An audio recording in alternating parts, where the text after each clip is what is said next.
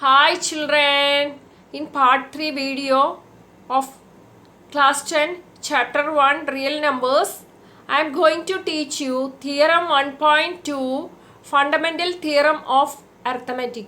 Children, you have already studied in small classes about prime factorization method, and you also studied every composite numbers can be expressed as a product of prime numbers, isn't it? Okay.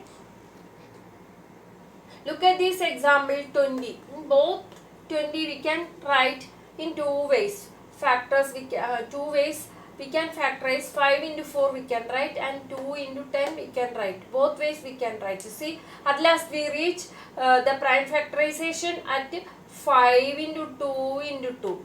Isn't it? So here look at here. We can write 20 as the factors 2 into 10 we can write. Unless we reach where we reach the prime factorization 2 into 5 into 2. Okay. So we can say that every composite number can be expressed as the product of prime numbers. See, only the one and the only one way to express 20 is 2 into 5 into 2 only. Okay. See, another example you see 36. The only one way to express 36 is 2 into 2 into 3 into 3. Okay, so we can say what is a fundamental theorem 1.2. What is the fundamental theorem of arithmetic says every composite numbers can be expressed or factorized as a product of primes, and this factorization is unique. What do you mean by unique? Unique means the only one and only way to express 20 is 2 into 2 into 5 only. And 36, for another example 36, the only way to express, the one and only one way to express 36 is 2 into 2 into 3 into 3 only. So one more, apart from the order in which the prime factor occurs. See, look at this example. Here the order is 5 into 2 into 2. But here order is 2 into 5 into 2. So order is not important. That is, it is same. Okay. Now let's study applications of fundamental theorem of arithmetic. Okay. So it has many applications in real life. One of its application is in mathematics. The other one is in another field. Let us consider one example. Question number 1.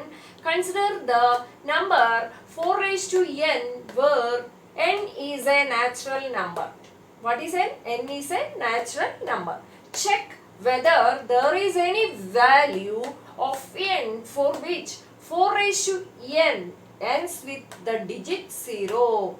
Okay, we have to check whether this n and for n ends with the digit 0. That is, we are going to check. Let's do the solution. Since any positive integer ends with digit 0 is divisible by 5. You already studied in the earlier classes is that any number ends with the 0 is divisible by 5. Okay. And its prime factorization contain the prime number 5. Okay. You also know that condition also. Here we have 4 to the power n. How can we write 4 to the power n? We can write 2 into 2. 4 can be write as 2 into 2 whole to the power n.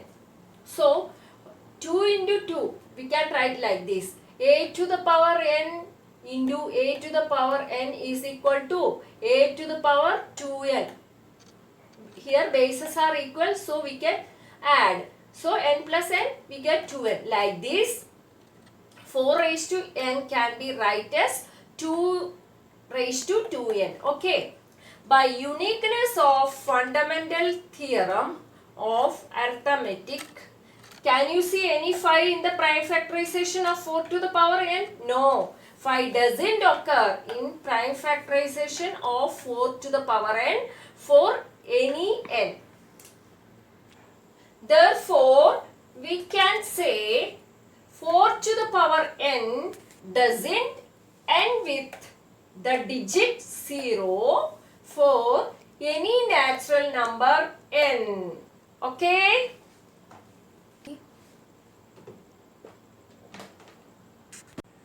Okay. Now, prime factorization of 6. Okay? How many times 2 goes in 6? Only 3 times. Okay? So, how many times 3 goes in 3? Only 1 time. Okay. So, we can do next 72. So, in 72, how many times 2 goes in? 72. How many times 2 goes in 7? 3 times. Okay. Then, remainder is 1. So, we get 12. How many times 2 goes in 12? 6 times. Okay. Then how many times 2 goes in 36? How many times 2 goes in 36? Okay, only 2 goes one time in 3. So we can write 1. So remainder is 1. So 16. How many times 2 goes in 16? 18. 8. So we get 8. 8 2s are 16. So you get 18. Then how many times 2 goes in 18? Only 9. 9 2s are 18. So we get 9. So how many times 3 goes in 9? 3 times. 3 3s are 9.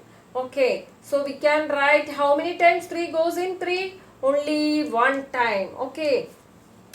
Find HCF and LCM of 6, 72 using prime factorization method. Okay.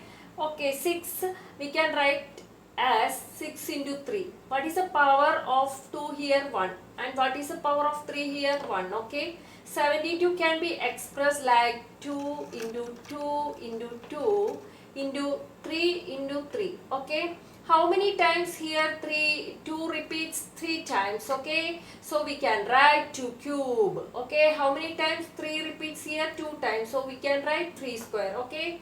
Now we are going to find the HCF. Okay. How to find the HCF of two numbers of let's start. Okay. To find HCF, we have to list all common prime factors. Okay. So here what are the prime numbers here?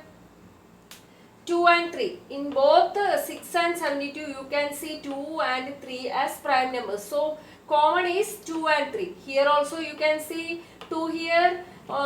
Here also you can see 2 here. Okay. Here also you can see 3 and here also 3 here. So now we are going to write common prime factor. So common prime factor is 2 and 3. Okay. So what is the least exponent here? What is the power of 2 here? 1. And what is the power of 2 here? 3. So we have to write least power of 2. So what is the least power here? 1. What is the, see here, what is the power of 3 here? It is 1. What is the power of 3 here? 2. So we have to write the least exponent of 3. That is 1. So HCF of, therefore we can say HCF of 6 and 72 is equal to 2 into 3, which is equal to 6. So we can write like this. Therefore HCF of 6 and 72 is equal to 2 into 3, which is equal to 6. Okay.